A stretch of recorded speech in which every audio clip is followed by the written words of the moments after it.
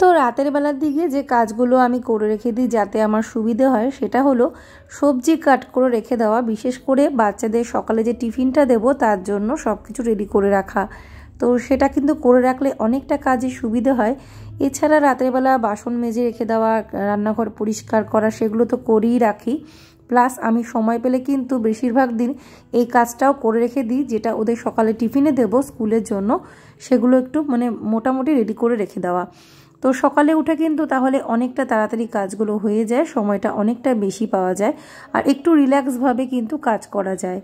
কারণ এখন শীতকাল, বেলাটা একটু ছোট, সময়টা মনে হয় যেন খুবই অল্প কাজ করার জন্য। এত সংসারের কাজ, বিশেষ করে যাদের কোনো হাউস হেল্পার না থাকে, নিজে হাতে সমস্ত কাজ করতে হয়, তাদেরকে কিন্তু এইরকমভাবে প্ল্যান করেই কাজ করতে হয়। তো যাই হোক, এখানে দেখো আমি যেহেতু কালকে সকালবেলায় ওদের জন্য দেব পাস্তা, তার জন্য আমি সমস্ত ভেজিটেবলসগুলো রেডি করে রেখে দিচ্ছি।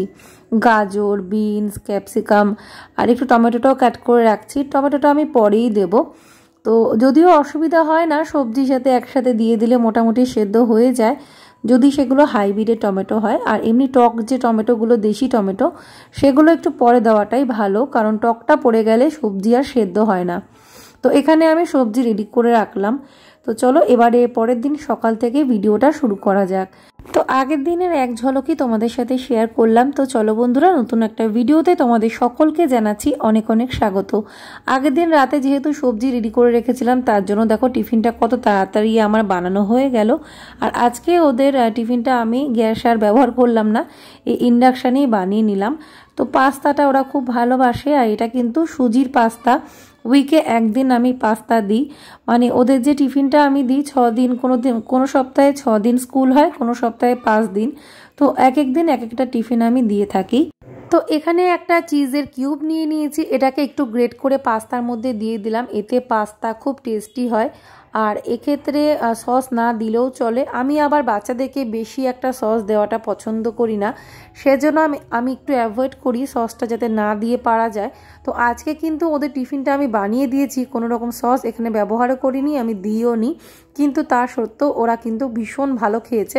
আমি বাড়িতে আসার পর জিজ্ঞাসা করেছিলাম, বলছে না আজকে খুব টেস্টি ছিল। তো কোনো রকম কিন্তু বললো না যে সস দাওনি কেন। তো খুব ভালো খেয়েছে। তো যাই হোক, এই ছিল ওদের আজকে টিফিন। তো স্কুলে ওদেরকে পাঠিয়ে দেওয়ার পরেই কিন্তু আমার সংসারের মেন কাজগুলোয় আমি হাত দিয়ে থাকি।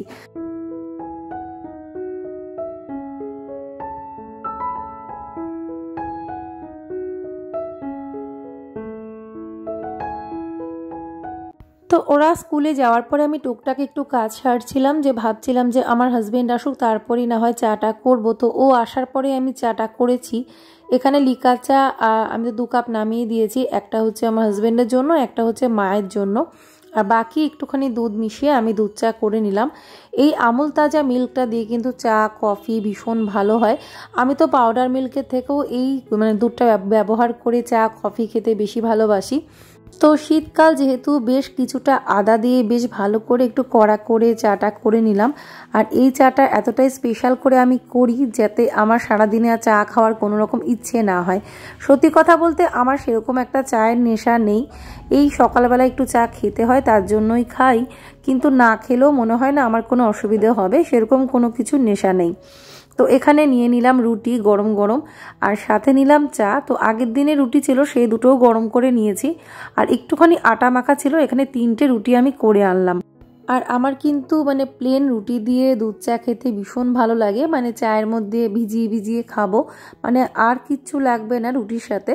আর দেখবে বাসি রুটির একটা আলাদাই টেস্ট। তো মাও বাসি রুটি খেয়েছে, আমি এখানে একটা বাসি রুটি আর বাকি একটা টাটকা রুটি খেয়েছি। তো বাসি রুটি বলতে আমি কথাটা ভুল বলছি, আগের দিন রাতের রুটি, মানে বলা হয় যেহেতু আগের দিনের খাবারটাকে আমরা এই শব্দটাই ব্যবহার করি, কিন্তু কোনো তফাৎ নেই, মানে শীতকালে রাতের খাবার মানে ওই টাটকা খাবারই বলা চলে। তো যাই হোক, সবাই মিলে দুটো করে রুটি আর চা এই খাওয়া হয়েছে আজকে। তো এবারে আমি চলে আসলাম বেডরুমে। তো আজকে আমি বেডশিটটা চেঞ্জ করব, বেডশিটটা চেঞ্জ করে ঘরটা একটু ভালো করে গুছিয়ে নেব। আর সবকটা ঘর সকালবেলায় কিন্তু যতক্ষণ পর্যন্ত একদম টিপটপ না গোছানো হবে ততক্ষণ পর্যন্ত কিন্তু আমার মানে কোনো শান্তি নেই, মনে হয় যেন সব অগোছালো হয়ে পড়ে আছে। আর সকালবেলায় আশিপাশি পড়ে থাকলে ঘরে লক্ষ্মী থাকে না, সেজন্য যত তাড়াতাড়ি সম্ভব এগুলো গুছিয়ে সুন্দর করে নেওয়া। তো কথায় আছে, ঘরে লক্ষ্মীশ্রী বজায় থাকলে তবেই কিন্তু মা লক্ষ্মী ঘরে আসেন এবং সমৃদ্ধ করে সংসার, এটা আমরা সবাই জানি। তো এই হচ্ছে ব্যাপার। তো যাই হোক, এখানে দেখো আমি চলে এসেছি এখন ছাদে। তো দেখলাম যে তাড়াতাড়ি করে আমি ব্ল্যাঙ্কেটটা রোদে দিয়ে আসি, মানে বিছানা গোছাতে গেলেই আমি মানে রোজ তো আর রোদে দিতে পারি না, একদিন বাদে একদিন দিয়ে থাকি কম্বলটা আমি এনে, মানে ব্ল্যাঙ্কেটটা রোদে দিয়ে দিই। তো আরও একটা ব্ল্যাঙ্কেট আমাদের কিনতে হবে, মানে কিনলে সুবিধে হয় আর কি। তো যাই হোক, নাহলে লেপ তো রয়েছেই, লেপ তো 2-3টে লেপ এক্সট্রা রয়েছে, মানে নতুন কভার যদি লাগিয়ে নিতে পারি লেপও ব্যবহার করা যেতেই পারে। তবে হ্যাঁ, লেপ যেহেতু একটু ভারী হয় তো সেজন্য ব্যবহার করতে একটু অসুবিধে হয়, বিছানা একদম ভর্তি হয়ে থাকে, সেজন্য ওই ব্ল্যাঙ্কেটটা যেহেতু হালকার ওপরে সেজন্য ইউজ করতেও সুবিধে। আর এখন মনে হয় না অত ঠান্ডা পড়েছে, কি জানি ঠান্ডাটা সেরকম কনকনে ঠান্ডা কিন্তু এখনও পর্যন্ত পড়েনি। তো সেটাও আমাকে দেখেই বুঝতে পারছো, কারণ সকাল থেকে সেরকম একটা কিছু কিন্তু সোয়েটার পরতে হচ্ছে না, ওই হালকা টাইপ কিছু পরলেই বা একটু হালকা চাদর গায়ে দিলাম, কিছুক্ষণ পরে ওটাও আর না রাখলেও চলে, এমনি সিম্পল নর্মাল মানে জামা কাপড় পরে থাকলেই কিন্তু ঠিক আছে। না হলে কাজ করতে গেলে প্রচণ্ড গরম লেগে যাচ্ছে, মানে ওই রকম ঠান্ডা এখনও পড়েনি যে সোয়েটার পরে কাজ করব। শুধুমাত্র ওই সন্ধ্যার দিকে রাতের দিকে একটু ঠান্ডা লাগে বই কি, এছাড়া সেরকম ঠান্ডা এখনও পর্যন্ত কিন্তু পড়লো না, অথচ ডিসেম্বর মাস কিন্তু পড়ে গেছে। তো দেখো, এখন আমি হোয়াইট কালারের বেডশিটটা আজকে পাতিয়ে দেবো, এটা অনেক দিন ধরেই পাতানো হচ্ছিল না। আর এই বেডশিটটা ফ্লিপকার্ট থেকে কেনা, কোয়ালিটি খুবই ভালো, তবে এটা কিন্তু কটন না, কিন্তু কাপড়ের কোয়ালিটি আমি ভালোই বলবো, খারাপ বলবো না, কারণ এটা আমি অনেক দিন ধরেই তো ব্যবহার করছি, তার জন্যই বললাম।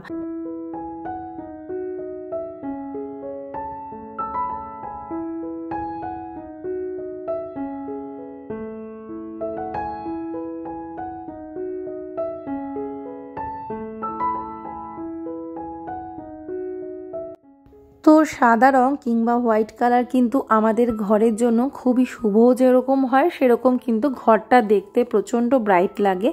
বিশেষ করে ছোট ঘরে যদি বেশি করে লাইট কালার ইউজ করা যায়, like white colour, cream colour এইরকম, তাহলে দেখবে ঘরটা কিন্তু একটু বেশি বড় লাগছে।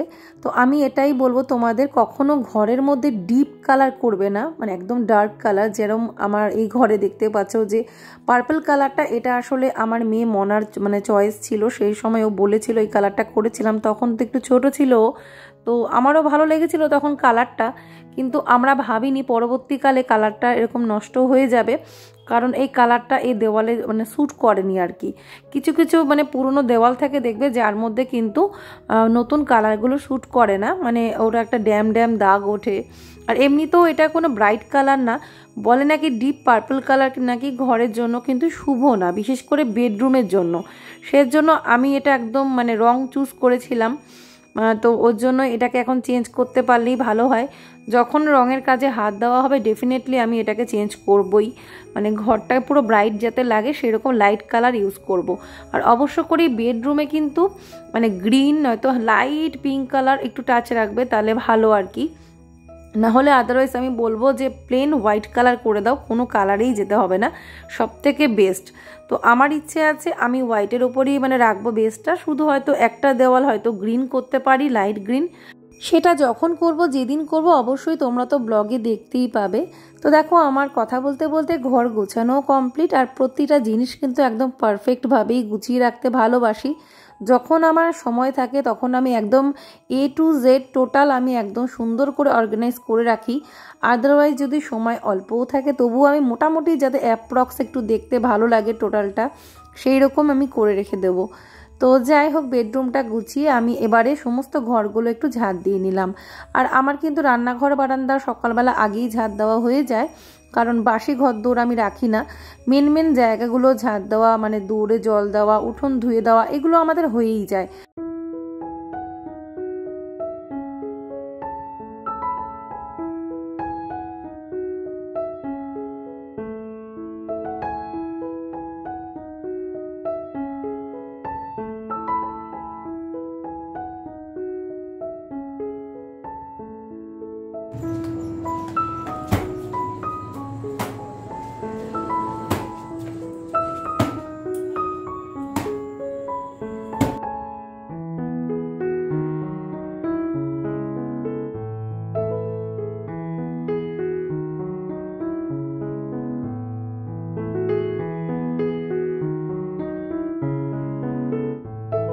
তো এবারে সবার লাস্টে আমি এই ছোটো ঘরে চলে আসলাম যেখানে টিভি আছে। তো জানলাটা সকাল থেকে খোলা হয়নি, তো জানলাটা খুলে দেব। আর এই বিছানাটা একটু ভালো করে ঝেড়ে আবার গুছিয়ে নেব। তো আগের দিন দুটো কুশন এখান থেকে নিয়ে যাওয়া হয়েছে আমাদের গাড়ির জন্য। তো আমি বলেছিলাম যে তুমি ঘরের থেকে যখন কুশন নিয়ে যাচ্ছ তাহলে আমাকে দুটো কুশন কিন্তু কিনে দেবে বিশাল থেকে।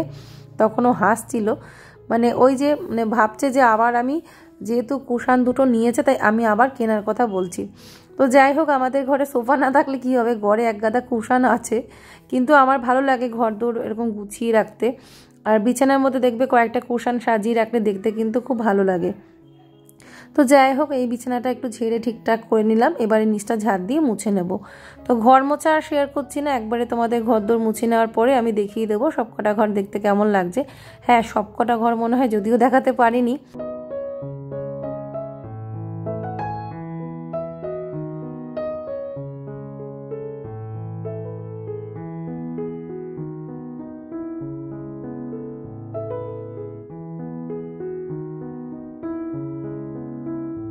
তো ঘরে লক্ষ্মীশ্রী বজায় রাখতে গেলে আমার ঘরে যাতে মা লক্ষ্মী আসেন, আমার ঘর যাতে সমৃদ্ধ করেন, আমার সংসার ঘর, তার জন্য কিন্তু আমাকে সেই জায়গাটা তৈরি করতে হবে। আমার জীবনযাত্রা, আমার ঘর দৌড় পরিষ্কার পরিচ্ছন্নতা, সেটা রান্নাঘর হোক কিংবা বেডরুম হোক বা যাই হোক না কেন, টোটাল বাড়িটা যাতে সেইভাবে পজিটিভিটি বজায় থাকে বাড়ির মধ্যে, সেইভাবেই কিন্তু আমাকে সব কিছু মেনটেন করতে হবে, তবেই কিন্তু ঘরে লক্ষ্মী আসবে। তবে হ্যাঁ, অনেকেই এখন বলতে পারো যে তাহলে এদের কি করে হচ্ছে। কিছু কিছু উদাহরণ আমি আর মুখে বললাম না, কিছু ব্লগারদের নামও বলতে চাই না আমি। ব্যাপারটা সত্যি তাই, এখন বলতে পারো যে সব কিছু একটু উল্টো হয়ে গেছে বই কি, কিন্তু সেটা বলতে পারো ক্ষণস্থায়ী, দীর্ঘস্থায়ী না। যদিও এরকম উল্টো কিছু হয়ে থাকে যে এরা তো কিছুই মানছে না, এরা তো কিছুই করে না, এরা তো কোনো নিয়মই মানে না, তাহলে কি করে এত লক্ষ্মী আসছে, কি করে এত মানে সমৃদ্ধি আসছে, সেটা তার পূর্বেরটা আসছে, মানে আগেরটা। এখন যেটা করছে সেটা পরবর্তীকালে সেটার আবার রিটার্নটা আসবে। তো এটা তো আমি এটাই লজিক জানি। তো দেখো, এখানে আমি পটলটা ভাজা করে নিলাম। তো আর করছি আজকে পটল ভাপা, আর রান্না শুরু করে দিয়েছি। আর এখানে বেগুন ভাজাটা আমি আগে তুলে নিয়েছি, ঠাকুরের জন্য 2 পিস বেগুন ভাজা তুললাম। এবারে পটল ভাপাটা করে নিচ্ছি, মানে বেগুন ভাজাটা একটু পরে করেছিলাম, সবকটা অনেকগুলো বেগুন ভাজবো তো সেজন্য পরে করেছি। এই দেখো, এটা হচ্ছে সর্ষেটাকে গুঁড়ো করে নিলাম, তো কালো সর্ষে এটা।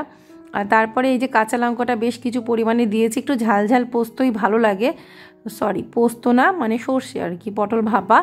কিন্তু আমি এই খোসাগুলো ফেলে দিই, এই যে ছিবড়েগুলো এগুলো আমি ফেলে দিই, কারণ এগুলো কিন্তু মানে হজমের অসুবিধে করে অনেকের, দেখবে সর্ষেটা শ্যুট করে না, বিশেষ করে আমার হাজব্যান্ডের, ও মানে সর্ষে খেতেই পারে না। সেজন্য আমি সবসময় যখনই রান্না করি এই সর্ষের এই ছিবড়েটাকে কিন্তু ফেলে দিই। তবে আমি ছোটোবেলা থেকে কোনো দিনই দেখিনি যে আমার ঠাকুমাও কোনো দিনও ফেলেনি, মাও কোনো দিনও ফেলেনি, কিন্তু আমি এটাকে ফেলে দিই, কারণ আমি জানি যে এটা মানে স্বাস্থ্যের পক্ষে ভালো না। তো যাই হোক, আগেকার দিনে মানুষরা তো সব কিছুই হজম করতে পারতো, তখন খাবার দাবারে এত ভেজাল ছিল না। কিন্তু এখন মানে মানুষের ভেতরকার সমস্ত সিস্টেমগুলোই উইক হয়ে গেছে, সব কিছু নিতে পারে না। তো এই হচ্ছে ব্যাপার, তার জন্য সেভাবেই চলতে হবে। তো এখানে আমি পটলগুলো ভালো করে ভেজে সর্ষে বাটাটা দিয়ে দিলাম, খোসাটা মানে পুরো মানে ছাঁকনি দিয়ে ছেঁকে, তোমরা কাপড়ে ছেঁকে নিতে পারো, অনেকে কাপড়ে ছেঁকে নেয়। কাঁচা লঙ্কা দিয়েছি গোটা গোটা, আর একটু সর্ষের তেল লাস্টে ছড়িয়ে দিলাম। এবারে নামিয়ে নেব। এত টেস্টি হবে এইভাবে যদি পটল ভাপা বানিয়ে নাও, মানে অসাধারণ খেতে লাগবে। তো দেখেই বুঝতে পারছো আজকের পটল ভাপাটা যেরকমটা মানে গ্রেভিটা যেমন হয়েছে তেমন টেস্ট, মানে লবণ, তারপরে চিনি, একটু মিষ্টি দিতে হয় সেটা দিয়েছি, সব কিছু একদম পারফেক্ট। তো আলু ভাজা করেছিলাম, বেগুন ভাজা করেছি, ওদেরকে আলু ভাজা করে রেখেছি। এখন সবার লাস্টে ডালটা ফোড়ন দিচ্ছি, এটা হচ্ছে মুগ ডাল। আর ফোড়ন দিয়ে আজকে ডালে একটুখানি ওই ধনেপাতা দেবো, তো সেই জন্য আমি আদা দিইনি, প্লেন জিরে ফোড়ন দিয়েছি ডালে, জিরে, শুকনো লঙ্কা, কাঁচা লঙ্কা দিয়েছি, লাস্টে একটু ধনেপাতা দিয়ে দিয়েছি। তো রান্নাবান্না আমার হয়ে গেল, এই ছিল আজকের লাঞ্চ মেনু। তো তারপরে দেখলাম যে আমি ঝটপট করে ছাদের থেকে ব্ল্যাঙ্কেটগুলো নিয়ে আসি, বেলা তো হয়েছে, রোদটা আবার না হলে চলে যাবে। যদিও এখন কটা বাজে, ওই ধরো 1টা মতো বাজে হয়তো। তো এখন এগুলো 1টা না, মনে হয় 1:30 বেজে গেছিলো, হ্যাঁ 1:30 মনে হয় বেজে গেছিলো। তো আমি আজকে স্নান করে উঠতে উঠতে আমার আজকে 2টো বেজে গেছে, মানে কাজকর্ম আমার টাইম মতো হয়ে গেছে, হলে কি হবে, মানে স্নান করে উঠতে উঠতে আজকে আমার বেলা হয়েছে। তো চলো এখন আমি যাই নিচে। আর এদিকে মা এদিকে গোপালকে স্নান করিয়ে দিচ্ছে। হ্যাঁ, গোপাল স্কুল থেকে এসেছিল, ওকে স্নান করাচ্ছিল, তো তখন তো 1:30 মনে হয় বাজে, হ্যাঁ 1:30 মনে হয় বেজে গেছিলো। তো চলো নিচে যাই, এবারে এগুলো রেখে দেবো আর গোপালকে তারপরে খাওয়াবো। আমিও গিয়ে স্নানটা করে নেব ততক্ষণে। ওই মার তো পুজো ভোগ হয়ে গেছে, সেজন্য মা বললো আমি গোপালকে স্নান করিয়ে দিচ্ছি, তুই তাড়াতাড়ি ফ্রি হয়ে নে, তারপরে ওকে খাইয়ে দিবি। তো ওই জন্যই ওকে স্নানটা করিয়ে দিল, আমার সুবিধাও হলো। এখন যাব আমি স্নান করে তারপরে ওকে খাইয়ে দেবো। সকালে কিন্তু স্নান করেছি, ভেবো না যে স্নান না করে ঠাকুরের রান্না করেছি। ভিডিওটা এখানে এন্ড করলাম, সবাই ভালো থেকো, রাধে রাধে।